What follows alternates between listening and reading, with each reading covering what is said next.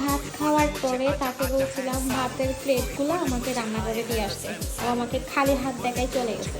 এখন ও আমার কাছে চা চাইছে খাওয়ার জন্য, এখন ওকে আমি খালি কাপ ধরাই দিব।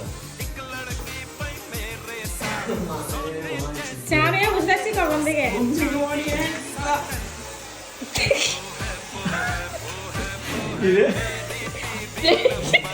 তোমাকে বলছি না প্লেট দিয়ে যেতে রান্না করে, বলি নাই তো এরকম চা খাও, যেরকম খালি হাত দেখাই চলে গেছে এরকম খাও না এখন।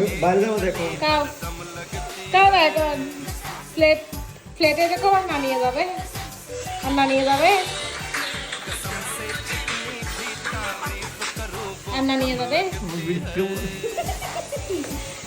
তাহলে বলো তাহলে চা বন্ধ। কেমন সাহস তোমার? বাইরে যাই হোক, ফাঁকা বাইরে